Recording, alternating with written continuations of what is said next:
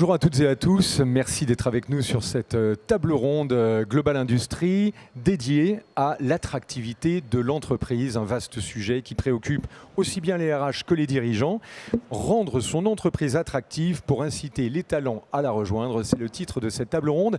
Pour explorer cette thématique avec nous aujourd'hui, Catherine Glevermand, bonjour. Vous êtes donc de l'IAE de Lyon, enseignant-chercheur, maître de conférences à l'Université de Lyon. Vous dirigez le master ressources humaines à l'IAE Lyon. Et également, vous êtes co-auteur avec Chloé Guillot-Soulez du livre « Attirer et fidéliser les talents dans le secteur industriel aujourd'hui ». Voilà, ce n'est pas un livre, c'est une étude qui a été publiée, que vous pouvez trouver sur notre site de l'IAE Lyon.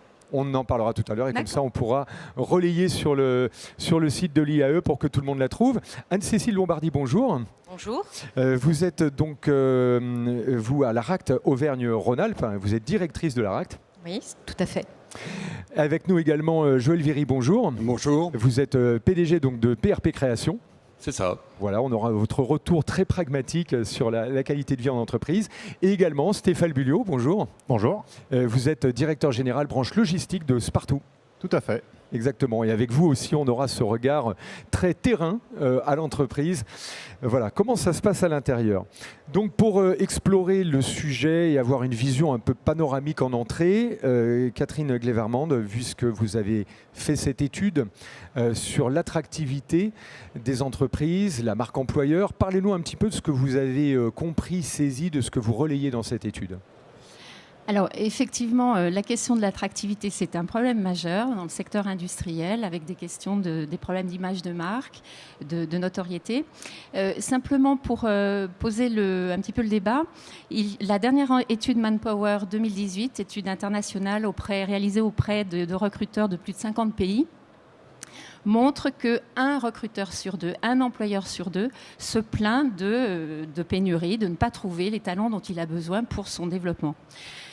Alors ça, c'est, je pense, à mettre en lien, et c'est ce qu'on dit dans l'étude, c'est à mettre en lien avec, si l'on prend le cas de la France, vous avez, étude de la DARES également, 1,7 million de jeunes entre 15 et 19 ans qui ne sont ni scolarisés, ni en formation, ni en emploi. 1,7 million. Et en face, un secteur industriel en France qui crée 110 000, enfin plus de 100 000 emplois par an, et avec des perspectives jusque l'an 2025, enfin donc des créations d'emplois. Donc oui, un vrai problème d'attractivité, parce que manifestement, on n'arrive pas à trouver l'adéquation entre les profils des candidats, enfin les candidats, et les postes et les compétences recherchées pour tenir les postes. Alors ça décale un petit peu la thématique, c'est-à-dire que là on n'est pas vraiment sur l'attractivité des entreprises, c'est plutôt l'adéquation formation-entreprise. Ça soulève un peu ce... Ça revient, alors il y a différentes raisons, mais effectivement dans cette question d'adéquation, c'est pourquoi on ne trouve pas ces profils. Et une des raisons majeures, enfin en tout cas très importante pour le secteur industriel, c'est la question de l'attractivité. Un secteur, des métiers qui ne sont pas attractifs, c'est-à-dire qui n'ont pas une image valorisée dans le public. Et là, on parle même de stigmate organisationnel, c'est-à-dire une forme de discrédit. Alors, chaque année, la métallurgie, l'UMM, publie un baromètre et régulièrement reviennent les mêmes raisons explicatives de cette faible attractivité, qui sont un secteur qui ne tient pas compte de l'environnement, un secteur qui ne tient pas compte du travailleur, de la qualité de vie au travail, qui exploite le travailleur, un secteur qui délocalise, relocalise, donc détruit des emplois. Et tout ça est faux en fait, alors, on est d'accord ? En partie, alors il y a des éléments probablement vrais, mais c'est vrai qu'on reste dans ces représentations du public, on reste sur des représentations qui sont de l'époque Charlie Chaplin, enfin ce qu'on voit dans Modern Times, et qui effectivement ne correspondent plus à la réalité. Exactement, il faut faire une mise à jour sur l'identité aujourd'hui de l'industrie, des entreprises. Il y a beaucoup de gens qui ne connaissent pas l'usine, on est d'accord. Quand on a toujours cette phrase en tête, tiens, si tu ne travailles pas bien, tu iras à l'usine. Il y a un peu ce côté, cette chose qui reste, qui perdure, alors qu'aujourd'hui, quand on voit l'usine 4.0, l'usine du futur, c'est plus du tout ça. Justement, vous parlez de l'usine 4.0, mais là aussi, c'est un peu une difficulté, parce que l'usine 4.0, qu'est-ce que ça veut dire et qu'est-ce qui est diffusé dans les dans les communications externes, c'est une usine sans travailleurs, de la robotique, des robots humanoïdes qui font le travail et donc plus d'humains. Donc envoyer cette image, c'est à la fois très bien parce que ça dit, regardez, il n'y a plus la pénibilité qu'il y avait dans l'entreprise industrielle, sidérurgique, par exemple, du début du XXe siècle, ou même milieu XXe siècle, mais dans le même temps, ça envoie aussi le message que c'est un secteur, il n'y a plus d'emploi. Et là, il y a dans la question de l'attractivité, c'est fondamentalement la question de la marque employeur, de la promesse employeur, de la marque employeur, c'est-à-dire de l'image qui est véhiculée par un secteur ou par une entreprise. Et là aussi, on peut pas cohérente. On peut peut-être rectifier aussi l'image. J'ai lu dans une enquête il n'y a pas longtemps que les pays qui ont le plus fort taux de robots par rapport aux ouvriers sont les pays qui ont des chômages très bas. L'Allemagne, Japon, oui. Corée du Sud, Suisse, tous les gens qui sont très équipés en robots ont des très faibles taux de chomage. Donc, il n'y a pas de... je n'étais pas en train de faire le procès de l'usine 4.0. Et sûrement, cette robotisation permet de réduire de supprimer les emplois pénibles pour en créer d'autres à plus forte valeur ajoutée. La question, si vous voulez, ça déplace la question. Et il faut s'imaginer ce qui est reçu dans le public, en particulier auprès des prescripteurs, à savoir les enseignants, les parents et les jeunes. Et ce qui est reçu, c'est destruction des emplois. Alors qu'en réalité, c'est peut-être moins d'emplois pénibles, mais le challenge pour l'industrie, c'est montrer qu'il y a plus d'humains dans le travail, plus d'humanité. On parlera peut-être de la promesse employeur après, ou vous en dites un mot maintenant? Promesse employeur. Et après, tout de suite, on ira faire un tour en entreprise, voir la réalité justement du terrain. Promesse employeur, c'est issu un peu du marketing, hein, ça vient de la notion de marque employeur, c'est-à-dire cette réputation, cette croyance, ou plus exactement, tout ce qui est proposé par les entreprises et qui font que qu'est-ce qu'elles promettent aux salariés, qu'est-ce qu'elles promettent, les travaux présentent un certain nombre de bénéfices. Quels sont les bénéfices liés à l'emploi dans cette entreprise? Alors, on a les bénéfices économiques, les bénéfices fonctionnels, les bénéfices psychologiques. Par exemple, proposer une sécurité de l'emploi. Par exemple, proposer une ambiance de travail. Par exemple, proposer un management plus de type organique que de type mécaniste et taylorien. Bien sûr, des rémunérations attractives. Tout ça contribue à faire une bonne marque employeur. Excellent. Donc, on va tout de suite switcher pour voir avec vous, Joël, déjà la promesse dans votre entreprise. Parlez-nous peut-être un peu de votre activité en ouverture. Et puis après, comment vous managez vos équipes chez vous? Alors, effectivement, donc PRP Création, on est une structure de 150 personnes, plus un volant d'intérimaire d'une 50aine de personnes.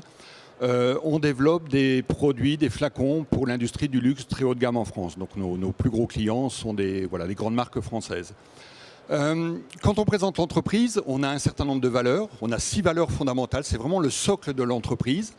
On a des valeurs, bien sûr, commerciales. On a des valeurs industrielles, l'innovation, le sens du service. Mais on a 2 valeurs humaines qui sont le dynamisme collectif et le respect. Ça, c'est des valeurs qu'on affiche d'entrée, qu'on affiche à nos clients, nos fournisseurs et à nos employés. Alors derrière le respect, bien sûr, il y a la notion d'humilité, de transparence, d'honnêteté et ainsi de suite. Ces valeurs, c'est vraiment le socle fondamental. C'est-à-dire que des candidats, voire des salariés, ça m'est arrivé de licencier quelqu'un du comité de direction parce qu'il ne s'inscrivait pas dans ces valeurs. Parce que un chef d'entreprise dispatchant des valeurs, si derrière les organes internes de relais ne les ont pas, c'est une catastrophe. Quand on recrute des salariés, on les recrute d'abord pour ces valeurs, pour qu'elles s'inscrivent dans la démarche de l'entreprise. Alors comment on fait pour recruter ? Moi j'entends toujours, alors on est sur Oyonnax, un territoire qui est réputé pas attractif, et on est dans l'industrie réputée pas attractive. J'ai repris l'entreprise il y a 1 an et demi, on vient de recruter 50 personnes depuis 1 an et demi, sans aucun problème. Alors comment on fait ça ? On fait ça de différentes manières. D'abord, on a à peu près 40 métiers au sein de l'entreprise. Dans nos recrutements, il y a eu 20 métiers recrutés. C'est-à-dire de l'opérateur, des chefs de projet, des gens en qualité, des gens en support, à tous les niveaux. Et de l'opérateur au chef de service qui a 59 ans, ingénieur de formation. Comment on fait ? La plupart du temps, sauf peut-être pour les opérateurs, un entretien se passe comme ça. Le N+1 va voir l'employé, enfin le candidat une fois. Bon, on va en faire une shortlist. Sur les 2 ou 3 qui vont rester en liste, ils vont revenir, le N+1 va le voir, un membre du comité de direction va le voir, 2 ou 3 employés vont lui faire visiter l'entreprise. Et des employés qui ne sont pas nécessairement dans le service dans lequel il va être employé dans le futur. Ça peut être quelqu'un de la production. Alors ça a 2 valeurs parce que ça permet aux employés de se trouver valorisés dans une phase de recrutement et ça permet aussi au candidat de comprendre où il va atterrir. Et il peut ne pas être en adéquation. On a eu des gens techniquement, notamment en innovation, qui se sont présentés, qu'on n'a pas retenus parce qu'ils n'étaient pas dans ces valeurs-là. Et moi, je vais le voir juste à la fin, simplement pour me faire ma propre opinion, mais qui ne sera que la mienne, qui sera partagée avec les 4 ou 5 autres personnes qui l'auront vu. Et surtout, on va lui demander de nous faire une synthèse écrite de ce qu'il aura vu, pour voir si, à froid, il se reconnaît dans ses valeurs. Et vraiment, encore une fois, ce sera les 6 personnes qui l'auront vu, donc qui peut être de l'opérateur au chef d'entreprise, qui vont dire banco, on recrute. Ça, c'est le premier point. Et le deuxième point, c'est que moi, je reste persuadé, alors, je suis fils d'ouvrier, j'ai peut-être cette chance-là, je pense qu'il faut donner de la valeur aux gens et de leur donner un sens à ce qu'on fait. Donc, comment on le fait ? Alors, j'entends toujours des chefs d'entreprise qui me disent « Ah ouais, mais ça ne sert à rien de leur expliquer, ils ne comprennent rien. » Ben non, je ne suis pas d'accord. Moi, je passe à peu près... Alors, déjà, on travaille ensemble en 3-8, au moins 3 fois par semaine, je verrai tous les salariés, je leur serrerai la main et j'aurai un petit mot. Moi, quand je fais le tour de l'entreprise, c'est pas pour aller voir les cadences, c'est pas pour aller voir si les machines vont bien, c'est pour aller voir si les hommes vont bien. Parce que on sent, les hommes, quand je dis les hommes et les femmes bien évidemment, puisqu'on a une majorité de personnel féminin. C'est simplement pour prendre le pouls de l'ambiance sociale de l'entreprise. Et c'est comme ça d'ailleurs, ça m'est arrivé de comprendre que des chefs de service n'étaient pas en adéquation avec les valeurs que l'on développait. On réunit les salariés à peu près 4 fois par an et on va leur expliquer tout. Ce que souhaite le client, les problématiques que l'on a avec nos fournisseurs, les problèmes qualité, ce qui va bien, ce qui va mal. On a un petit journal interne où on va aussi raconter la vie de l'entreprise pour que les gens se sentent inclus. Et dans chaque épisode de ce journal, un salarié va pouvoir se présenter et présenter son métier aux autres pour que les gens se connaissent. Même si on est 150 avec plus 50 intérimaires, 200 personnes, des équipes en 3-8, il y a beaucoup de gens qui ne se connaissent pas au sein de l'entreprise. Donc de pouvoir partager, d'avoir un sens commun. Bien évidemment, il y a un aspect financier. C'est clair. Donc si on gagne de l'argent, comment le partager ? On a réfléchi ensemble comment on partage l'argent. Il ne faut pas oublier que l'actionnaire doit aussi avoir de l'argent. Il faut oublier que l'entreprise doit avoir de l'argent pour pouvoir réinvestir et que les salariés doivent en retrouver un petit bout aussi. Et j'en veux pour preuve deux petites anecdotes. Cette année, donc je vous ai dit, on a une 50aine d'intérimaires, donc on a dit c'était trop. On a dit début janvier, on va convertir 15 personnes en CDI. On m'a dit mais ça ne va pas être possible. Les intérimaires ne veulent pas être recrutés. Les 15 premiers sont faits. Et on en a 15 qui sont prévus pour le mois de mars. Des intérimaires qui passent en CDI sans aucun souci. L'aspect salaire. L'aspect salaire, effectivement, il est important. Il faut donner un salaire cohérent. On fait visiter l'entreprise. On est en PRP Création très investi sous le territoire. On est président de la commission paritaire du haut budget. On est vice-président de Plastic Campus. On est président du groupement d'employeurs. On ouvre beaucoup l'entreprise à des jeunes. On le fait visiter à des enseignants, à des gens de Pôle emploi, à des demandeurs d'emploi. Les portes ouvertes, un truc très, Alors, très important. On y reviendra tout à l'heure, voilà. Oui. Mais simplement pour dire qu'à chaque fois qu'on visite l'entreprise, les gens me disent à la sortie, je leur dis, mais qu'est-ce qui vous a marqué dans l'entreprise ? On me dit, mais je ne comprends pas, les gens sourient chez vous. Et c'est une remarque récurrente. Je vous rassure, on ne leur demande pas de faire les figurants, hein. Les gens sourient naturellement parce qu'ils se sentent globalement bien. Et effectivement, la notion de journée porte ouverte, alors on a poussé le concept. On y viendra peut-être après ensemble sur une première partie. Donc on a vu alors sur l'emploi une très belle démarche axée sur les valeurs, on y reviendra. Et aussi ce qu'on évoquera peut-être tout à l'heure, c'est la place des femmes. Majorité de femmes, c'est pas tous les jours dans l'industrie. On va continuer ce premier petit tour de table avec vous, Anne-Cécile Lombardi. Donc vous, c'est la région. Ça fait partie quand même de l'attractivité d'une entreprise. Il y a tout l'écosystème qui va autour. Comment vous travaillez, vous, de l'intérieur, cette thématique de l'attractivité ? Alors effectivement, le témoignage qui vient d'être dressé par Monsieur Viry corrobore complètement ce qu'on tire comme enseignement des appuis que... Alors l'ARACT, c'est curieux de retrouver... Il pourrait paraître curieux de trouver l'ARACT sur des questions d'emploi. L'ARACT voulant dire Agence régionale pour l'amélioration des conditions de travail. Donc que vient faire, j'allais dire, la santé au travail dans les questions d'emploi? Et en fait, c'est effectivement très très lié. Ça fait plus de 20 ans que cette question de l'attractivité, de l'intégration, de la fidélisation traverse nos appuis en entreprise. Et en fait, on se rend compte que cette question, elle s'est exprimée depuis 20 ans et elle s'exprime toujours essentiellement par les questions de santé au travail. C'est-à-dire que les entreprises que nous accompagnons dans nos expérimentations nous disent on a avant tout des problèmes d'absentéisme, des problèmes éventuellement de turnover.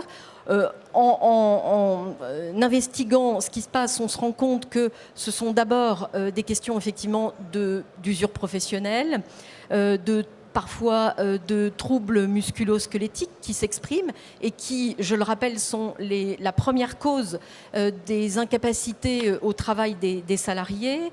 Parfois, il peut y avoir aussi des troubles d'ordre psychique. On entend beaucoup parler de risques psychosociaux qui peuvent aussi impacter et être en connexion avec l'absentéisme, le turnover. Donc nous, notre entrée, ça va être l'entrée santé au travail, mais tout de suite, on va faire le lien avec l'attractivité de l'entreprise, avec sa capacité à fidéliser, à faire évoluer les salariés dans la société.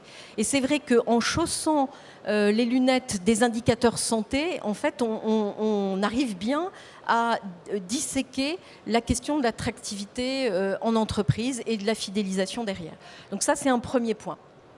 On pourra peut-être revenir après sur, ou tout de suite si vous le souhaitez, sur ce qui a été dit à la fois par les personnes qui sont intervenues avant moi.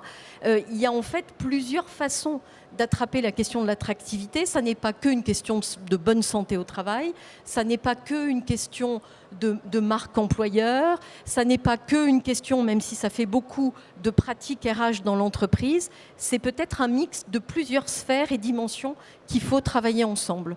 Donc je ne sais pas si vous voulez qu'on y reviendra tout à l'heure. On va peut-être le faire après, on y reviendra peut-être tout à l'heure. Effectivement, c'est un tout.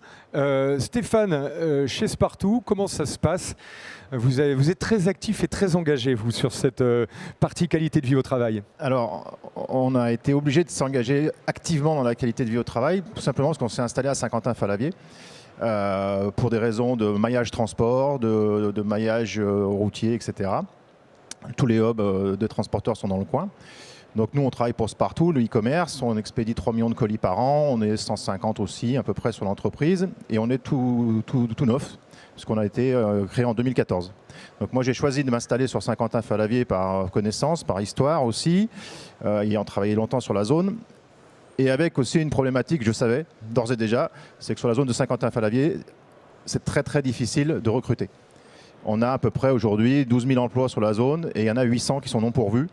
Et on ne parle pas d'emploi d'ingénieurs, on parle de 800 postes d'agents logistiques qui ne sont pas pourvus. Donc il fallait absolument qu'on puisse se démarquer pour ne pas rentrer dans un système d'heures supplémentaires à outrance, d'intérim à outrance, etc. Sachant qu'on voulait conserver l'intérim uniquement pour sa part noble, qui est l'accroissement d'activité ou les remplacements pour congé. Donc qu'est-ce qu'on a fait? On a essayé de travailler sur des sphères. Vous parliez de sphères, ça me parle tout à fait. On a travaillé sur 3 sphères pour mettre en place cette qualité de vie au travail. On a parlé aussi de valeurs. Donc on parlait tout à l'heure de valeurs. Nous, on a érigé 4 piliers. Les 4 piliers fondateurs de l'entreprise. Et le premier, c'est la sécurité. Donc vous disiez, c'est bizarre, on parlait de sécurité pour la qualité de vie au travail. Je dis non, c'est la base. C'est carrément la base parce qu'aujourd'hui, sur des postes comme les nôtres d'agents logistiques polyvalents, on va se retrouver avec des métiers répétitifs, des métiers physiques. Et il faut absolument qu'on puisse aménager la totalité des postes de manière à ce que les gens se retrouvent dans des conditions de vie, des conditions de travail au quotidien qui soient vraiment complètement en adéquation avec leur âge, avec leur force, avec leur faiblesse, avec les répétitivités de mouvement, avec la chaleur, le froid, tout ce qui peut être perturbant pour se sentir bien au travail. Donc cette sécurité, je fais une petite parenthèse vite fait, on a reçu hier la médaille de l'INRS sur la qualité de vie au travail, notamment sur les actions de sécurité mises en place sur le site. Bravo, bravo, c'est une très belle récompense.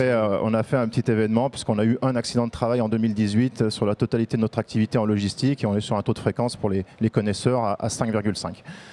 Donc c'est plutôt sympa, quoi. Les trois sphères. Alors, les 4 piliers en premier. Le premier, c'est la sécurité, effectivement.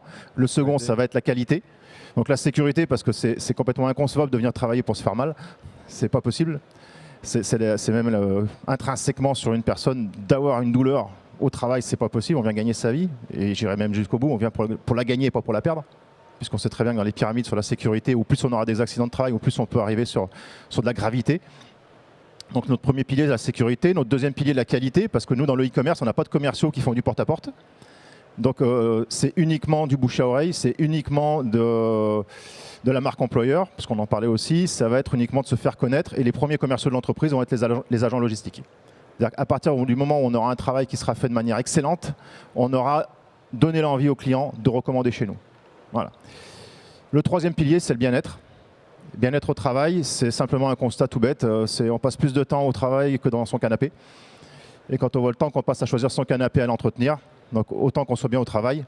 Et donc là, la démarche quotidienne, pour ma part en tant que dirigeant, c'est que tout le monde se sente bien au travail, mais vraiment bien. On revient au sourire qu'a chez vous, Joël, hein, mais juste, on n'a pas copié-collé. On n'a pas copié d'ailleurs, mais il a totalement raison. Ça se retrouve. Et le quatrième pilier, parce qu'on n'est pas philanthrope non plus, c'est la productivité. Donc c'est d'arriver à tout mettre en œuvre pour que la productivité soit induite. C'est que ça soit naturel et qu'on n'en parle pas. Donc on n'en parle pas. Ce n'est pas des choses dont on parle au travail. On ne mesure pas la productivité de manière challenging. On va plutôt travailler vraiment sur la sécurité, la qualité et le bien-être. Et la productivité vient toute seule. Sachant que, par expérience, si on passe la productivité en premier, on va tout casser. Donc on va casser la sécurité, on va casser la qualité et le bien-être au travail. Ça, c'est très juste. Je retiens parce que si on le met à la fin, c'est une suite logique et tout le monde y va et produit le maximum. Si on le met au début, ça casse toutes les autres chaînes. Ça va tout casser. Excellent. Mais ça, il faut en être convaincu et puis il faut être serein quand on le met en place. Il ne faut pas avoir un raisonnement à court terme, il faut vraiment avoir un raisonnement à moyen et long terme, de se dire que la stratégie, c'est un peu nos métiers de dirigeants, c'est que cette stratégie, il faut y croire et il faut la déployer. Et puis je dirais même qu'en tant que dirigeant, il faut mouiller le maillot et puis aller sur le terrain pour que ça se mette en place. Et donc, dans ce bien-être au travail, pour rebondir sur les sphères, nous, on a mis 3 sphères en place. Une première sphère qui va être ce qu'on va appeler la boule à facettes. Donc, cette première sphère, c'est celle qui va donner le buzz, la marque employeur. Donc, on va l'appeler le buzz, en simplifiant. C'est de se faire connaître par tout moyen, positif, évidemment. Donc, ça passe par plein d'actions. Par exemple, la médaille de l'INRS qu'on a reçue hier. Si vous allez sur le site de l'INRS, vous verrez des images un petit peu bizarres. On était en journée déguisée, puisqu'il y avait carnaval avant-hier. Donc du coup, on l'a fait de manière déguisée. Donc c'était un petit peu à contresens. Et pour moi, c'est aussi un petit peu ça, la marque employeur, c'est d'être là où on ne nous attend pas. C'est d'être différent et de se démarquer. Donc le buzz, ça a été aussi une année, on a fait venir le Cirque Zavata sur le parking de l'entreprise. Et le deal, c'était je vous héberge pendant un mois parce que c'est la mauvaise période. Vous nous faites un spectacle de Noël pour tous les collaborateurs, les conjoints et les enfants. Mais pendant un mois, vous me laissez le chapiteau dressé sur le parking. Alors, c'est pas le cirque chez nous. Mais par contre, pendant un mois, tout le monde a parlé de nous, quoi. Voilà. Tous les journaux qui sont passés ont fait une photo, tout le monde a parlé de nous. C'était assez sympa. Voilà. Ensuite, tout ce qui va être animation au quotidien, de petits moments de café, de moments d'autres soirées dans l'année. Là, on emmène toute la boîte à Euro Disney. C'était un challenge que j'avais avec tous les employés. Donc, on part à Euro Disney au mois de mai. Donc voilà, tout ça, c'est la boule à facettes. C'est ce qui va donner envie aux gens de venir chez nous. Mais ça ne représente que 5% de la qualité de vie au travail. Il faut bien être réaliste. On ne met pas un barbecue et on ne met pas un baby-foot et on fait un barbecue et puis c'est gagné. Ça ne marche pas comme ça. Ça, c'est 5%. Le gros job, c'est sur la bienveillance. Voilà. Le gros job, c'est le management bienveillant. Pourquoi ? Parce qu'on n'est pas prêt. Voilà, faut pas se leurrer. Parce qu'en France, on n'est pas prêt. On a des années et des années derrière nous. On a une éducation qui est ce qu'elle est, qui nous a mis dans des cases, qui veut nous mettre dans des cases. On n'est pas prêt à être managé en nous laissant tranquilles et on n'est pas prêt à manager en laissant les gens tranquilles. Voilà, il faut être honnête, il faut se le dire. On n'a pas cette ouverture d'esprit encore. Et même quand vous la voulez en tant que dirigeant, vous voulez dire à tout le monde, lâchez-vous, détendez-vous, c'est cool, tout va bien. Eh ben non, c'est compliqué. Et aujourd'hui, je prends le middle management, on en parlait, vous parliez Joël tout à l'heure, de dire il faut que les managers soient dans les valeurs de l'entreprise. C'est très très compliqué dès que vous voulez rentrer dans les valeurs, dans la bienveillance du management, parce que la première chose que les chefs d'équipe vous disent, oui mais je sers à quoi ? eh ben, tu sers à mettre en confiance, tu sers à libérer la parole, tu sers à avoir de l'écoute pour tes collaborateurs. Et il y a peut-être aussi un petit quiproquo sur le nom bienveillant, sur le mot bienveillant. Les managers ont l'impression qu'ils sont trop laxistes et trop... C'est ça. La bienveillance, ça rejoint un peu le respect dont vous parliez tout à l'heure. C'est une vertu, enfin une notion qui est très positive en soi. C'est très très positif, mais après ça ne doit pas être du laisser aller non plus. Et c'est tout là qu'il faut arriver à manager l'entreprise dans sa globalité et notamment de dupliquer, que nos managers, nos middle management ou nos codires soient dans la même lignée, dans la même tendance. On évoquait tout à l'heure, Jacques, avant de prendre la parole, qu'un dirigeant, il peut déléguer beaucoup de projets. Il peut déléguer des projets techniques, des projets RH, des projets juridiques, etc. Mais je pense qu'il y a bien un projet et une politique d'entreprise qu'il ne peut pas déléguer. C'est celle de la qualité de vie au travail.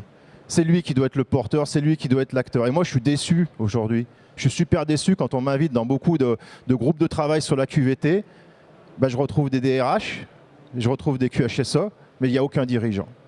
Il n'y a aucun dirigeant. Alors bien sûr que la DRH, elle est convaincue, c'est elle qui se bagarre pour trouver des candidats. Vous confirmez, Catherine, ça ? Oui, bien sûr. Et ensuite, c'est les managers proximité également qui font vivre cette qualité de vie au travail. D'ailleurs, on a deux patrons aujourd'hui et vous en parlez très bien. Pareil, Anne-Cécile, une petite remarque là-dessus ? Oui, ce qu'on constate, puisque nous, on travaille beaucoup sur les questions de qualité de vie au travail, du travail lui-même, s'il n'y a pas de portage de la direction, au plus haut niveau, il ne peut pas y avoir de qualité de vie au travail dans l'entreprise. Donc je pense que là, on a de beaux exemples avec nous.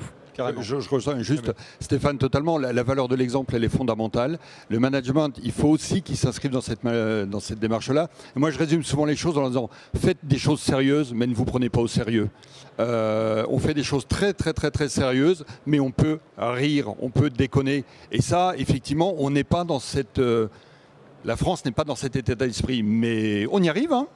Mais il faut une valeur d'exemple. Ouais. On se bagarre.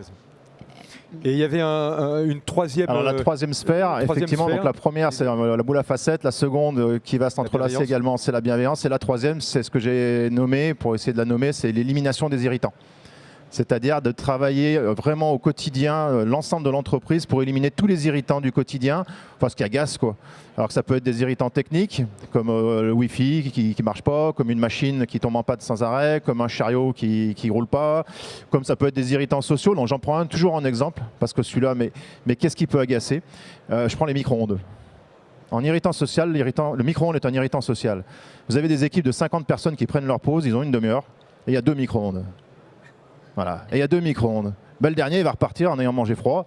Et comment voulez-vous déjà le mettre dans une condition de travail correcte quand il va retourner dans l'entrepôt au froid en ayant mangé froid ? Nous, chez nous, un micro-ondes, ça coûte 50 balles chez Boulanger. Il y a 15 micro-ondes. Voilà. Donc des fois, il y a des équipes qui ne sont que 15 personnes, c'est pas grave. Mais le problème est réglé. Le problème est réglé. Alors c'est caricatural, ça fait sourire à chaque fois, etc. Mais c'est tous des petits détails comme ça. C'est les places de parking. Vous arrivez au boulot, vous n'avez pas de place de parking. Vous savez que vous devez badger à telle heure, à 5 heures, vous devez prendre votre poste, vous n'avez pas de place de parking. C'est un irritant social. Et donc cette troisième sphère, eh ben, c'est éliminer tous ces irritants. Donc c'est travailler au quotidien, c'est repérer systématiquement, que ce soit sur l'irritant social, de l'irritant technique, de l'irritant de process, aller lever tous ces irritants de manière à ce que les collaborateurs, ça soit fluide. Je prends souvent l'exemple d'un coureur de marathon, d'un sportif, quel qu'il soit. Si pendant qu'il fait sa performance, il commence à se concentrer sur ses baskets, à savoir si ses lacets sont bien faits, s'ils ne sont pas usés, si ses semelles ne sont pas usées, il ne va jamais faire de la performance. Un marathonien, il va devoir courir du premier kilomètre au 42e kilomètre et quelques, sans se poser aucune question sur ses baskets, son short, son t-shirt, etc. Si à partir du moment où il commence à se poser des questions sans arrêt quand il avance, il ne va pas avancer. Il va être pollué. Nous, notre métier, c'est la même chose. C'est d'essayer de lever tous ces irritants de manière à ce que l'opérateur, on ne lui demande jamais d'être productif. Jamais, jamais, jamais. La seule question qu'on peut lui poser, c'est comment je peux t'aider. Voilà. Excellent, très bien. Alors je vois, vous avez pris plein de notes, comme le temps tourne. On revient sur une ou deux thématiques. La place des femmes, peut-être, comment ça se passe? Donc chez vous, c'est intéressant, majorité de femmes, parce que vous êtes dans la parfumerie, le flacon. En fait, c'est lié à l'activité ou non, pour moi, c'est un faux problème. L'âge, le sexe, la couleur, il n'y a pas de question. J'ai recruté il n'y a pas très longtemps un chef de service qui a 59 ans, on m'a dit, mais t'es fou, dans 3 ans il est en retraite. Mais je dis, mais non, pendant 2 ans il va délivrer, et pendant 1 an, il va former. Donc, si vous voulez, on se pose de fausses questions. On ne recrute pas une femme ou un homme, on recrute un être humain pour faire un travail avec des compétences et un savoir-être. Voilà. Donc, la question ne se pose pas. Et après, effectivement, par hasard, on a plus de femmes que d'hommes. Il n'y a pas de volonté particulière. Voilà. Si c'est du hasard, tant mieux, c'est très bien. Catherine, vous vouliez dire un mot là-dessus dans votre étude Oui, alors justement, dans notre étude, on parle de l'attractivité, mais il y a aussi la question de la fidélisation. C'est-à-dire, il y a ce qui se passe en externe, mais aussi ce qui se passe en interne. Et là, on a des très beaux témoignages qu'il se passe des choses en interne qui font que les salariés ont envie de rester. Et ça contribue aussi à la réputation. Et l'étude qu'on a menée avec ma collègue Chloé Guyot-Soulez, montrait un paradoxe entre le dedans-dehors. C'est-à-dire que pour ceux qui sont dehors, le secteur industriel, c'est un peu répulsif, quoi. Enfin, il y a ce stigmate organisationnel, mais pour ceux qui sont dedans, il y a un très fort attachement, il y a un très fort engagement, majoritairement. Et une des raisons, et vous l'exprimez bien, hein, c'est la question du sens. Ça a du sens, alors à deux niveaux, ça a du sens de travailler pour quelque chose d'utile, quoi. Enfin, dans le secteur productif, dans l'industrie, on crée des choses, on travaille sur une carlingue d'avion, on travaille sur les objets de notre quotidien et qui vont contribuer au confort de notre quotidien. Donc ça a du sens. Et puis il y a la question du sens, la reconnaissance, et vous en témoignez très bien tous les deux en parlant de votre mode de management, c'est-à-dire dans la mesure où on considère que le salarié est une personne, et quand vous dites le matin je salue la personne, et c'est pas une question d'âge, de sexe, de genre, mais c'est une personne avec ses compétences et son savoir-être, et là ça change tout, parce qu'il y a une... Ça change totalement tout, c'est qu'en plus, il y a des choses qui ne vont pas dans l'entreprise, mais quand vous avez cette habitude-là, il n'y a même pas besoin de crier, il n'y a même pas besoin de s'énerver, il suffit de dire non, ça ne me va pas. Et là, ça porte extrêmement fort, il n'y a aucun souci. Est-ce que je me faisais une réflexion là sur vos deux modèles d'entreprise, vous êtes à peu près 200, voilà. Est-ce que c'est une dynamique qui est duplicable, qu'on peut mettre à l'échelle dans des grands groupes? Est-ce que vous pensez, vous en tant que patron, que sur un groupe de 2000, 3000, 4000 personnes, si on a ces valeurs, ça marche aussi? On est d'accord? Il n'y a aucune raison que ça ne marche pas. On parle d'humain. On est d'accord? On parle d'humain, systématiquement on parle d'humain, donc ça peut être duplicable à l'infini, quoi. Il n'y a pour moi aucune raison que ça ne marche pas, c'est juste vouloir s'investir, vouloir le faire, y croire, investir, parce qu'on est tous capables en tant que dirigeant d'acheter une machine à 1 million d'euros et à se dire le ROI, on va le mettre sur 3 ans, 4 ans, 5 ans. Il faut être capable d'investir sur la QVT sans avoir de ROI immédiat, même mesurable. Ou d'autres indicateurs. Ou d'autres indicateurs. Moi, mes indicateurs de QVT, le ROI, je l'ai sur l'accidentologie. Voilà, un taux de fréquence à 5,5, bon ben voilà, je sais que je le récupère. Taux de gravité proche du zéro, je sais que je le récupère. Je l'ai sur l'absentéisme, on tourne entre 2 et 3% d'absentéisme sur l'entreprise. Sur le recrutement, Joël en parlait, nous c'est pareil, on est à Saint-Quentin-Fallavier, on a recruté 21 CDI en 10 jours, juste avec une annonce sur notre page Facebook. Donc parc employeur, page Facebook aussi, page complètement décalée, où il faut accepter de se mettre un peu en scène. Et le rôle de l'interne, là, puisqu'on est dessus, c'est vrai, dans le recrutement, vous avez beaucoup d'employés, de collaborateurs qui eux-mêmes vont chercher 80% de cooptation. Ce sont les meilleurs ambassadeurs de l'entreprise. Absolument. Ce sont eux. Et d'ailleurs, la plupart du temps, c'est souvent des connaissances de... Alors, c'est pareil, il y a une théorie, on dit « Ah, il ne faut pas prendre un membre de la famille. » Mais non, au contraire, s'ils se sentent bien, il n'y a pas de souci. Moi, ça ne me pose pas de problème. Ça revient à casser tous les codes. Il faut casser les codes. Tous les codes. Mais vraiment, dans le recrutement, c'est pareil. Nous, les entretiens, ils durent 5 minutes. On se serre la main, c'est même pas moi qui l'ai fait, c'est les opérateurs qui recrutent leurs collègues. Donc ils se voient ensemble avec un chef d'équipe, on parle 5 minutes, on fait un petit tour du site et ça le fait ou ça le fait pas. Ça va être ne pas se fier à l'âge, parler de l'âge. C'est pareil, opérateur logistique polyvalent. On est né en 2014, on a déjà fait 3 pots de départ à la retraite. Et on en fait encore un en juillet. Il faut arrêter l'handicap. L'handicap, c'est un faux problème. L'handicap, au contraire, c'est une valeur énorme pour l'entreprise. Alors effectivement, on a dû s'adapter. On a des collaborateurs qui sont sourds et muets, donc on doit s'adapter. On a appris, toute l'équipe a appris le langage des signes sur les basiques. Voilà, ça fait partie aussi de l'intégration. Sur les origines, on s'en fout. Le métier d'origine, on s'en fout. C'est toujours marrant, déjà, d'ailleurs, quand à la réunion trimestrielle, on présente les nouveaux, de leur demander leur métier d'origine. Voilà, moi j'ai fait pisciculture, je fais de la logistique maintenant et je me suis arrêté à 16 ans. Et donc la logistique, c'est bien un métier qui peut ouvrir toutes les portes, qui peut donner sa chance à tout le monde. Il faut arrêter de nous mettre dans des cases systématiquement, et ces codes, tout le monde le dit, il faut les casser, mais il faut le faire. Voilà, l'écrire c'est chouette, le faire c'est mieux, quoi. Casser les codes, excellente.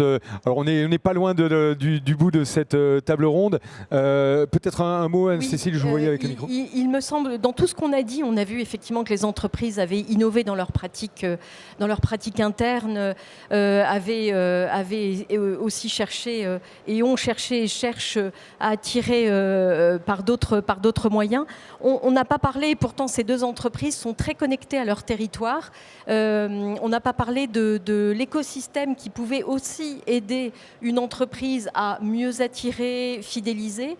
On le voit, que ce soit sur Oyonnax ou que ce soit sur la logistique dans l'Isère, en tout cas, il y a vraiment une connexion avec les acteurs qui peuvent aussi aider. Il y a de plus en plus d'initiatives entre des entreprises sur du prêt de main-d'œuvre ou des solutions de plateformes de mobilité qui se créent.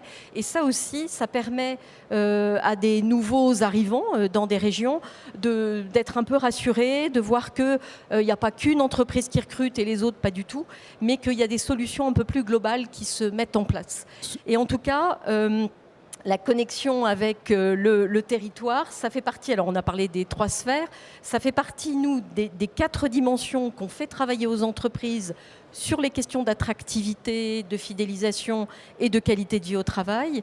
C'est le contenu du travail, les pratiques RH, les pratiques managériales, la prise en compte des attentes sociétales aussi. Même si je sais qu'on ne veut pas opposer les anciens et les nouvelles générations, mais le regard sur le travail, il a changé. Il n'est plus le même quand même aujourd'hui qu'il y a 20 ans.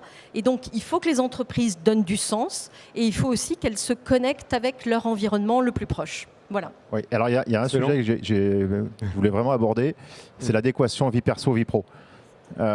Aujourd'hui, quand on parlait de casser les codes, ça aussi, ça en fait partie. C'est-à-dire que, je ne vais pas dire qu'on a des horaires à la carte, mais quasiment.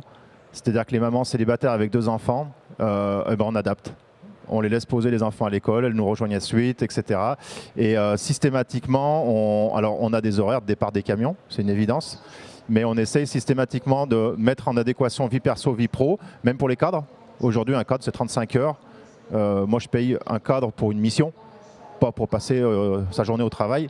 Et donc sa mission, qu'il la fasse en 35, en 25, qu'il la fasse en 55, je préfère qu'il la fasse en 35 et qu'on s'organise de manière à ce que j'ai des mamans, ma DRH et maman, ma responsable QHSE et maman. Pour moi, c'est hors de question qu'elles ne mettent pas leurs enfants à l'école le matin.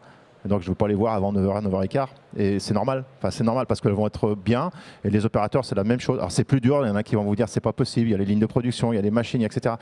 Si on part quand c'est pas possible, on fait rien. Et j'aime bien, ils ne savaient pas que c'était impossible, alors ils l'ont fait. Exactement, c'est la très belle phrase de Marc Toell. Eh bien, on retient casser les codes, tout ce qu'on a évoqué, c'est des sujets importants. Du coup, on retrouve votre étude pour avoir quelques chiffres sur le site. Rappelez-nous, oui, Catherine. Attirer et fidéliser les talents dans le secteur industriel aujourd'hui, donc oui, sur Enquête RH, et c'est sur le site de l'IAE Lyon. Voilà, sur le site de l'IAE Lyon. IAE. Voilà, IAE Lyon. Et puis, on a une très jolie petite vidéo très courte sur le site de l'ARACT sur difficultés de recrutement également. D'accord, le dépasser territoire. Les difficultés de recrutement. Les portes ouvertes aussi important. Les groupements d'employeurs, on n'a pas eu le temps d'en parler parce que c'est un très vaste sujet. Joël, vous êtes sur un groupement d'employeurs. On est la connexion au territoire. On est président de la CPHB, commission paritaire, qui réunit les syndicats de salariés et syndicats patronaux pour travailler sur la condition de vie au travail. On ouvre nos portes de l'entreprise. Moi, je dis, venez, on a ouvert à des CM2, à des 6e, aussi pour faire rêver parce que l'entreprise, il faut la démystifier, l'industrie, il faut la démystifier. Donc, on fait ce genre de choses. Pour la démystifier, il faut tout juste la connaître. Il y a plein de gens qui n'ont jamais été dans une entreprise, qui ne savent pas ce que c'est. Et vous êtes le bienvenu. Voilà, on est le bienvenu. Bon, merci beaucoup à vous 4 pour votre éclairage. C'était passionnant. On se retrouve très bientôt sur une prochaine table ronde de Global Industrie.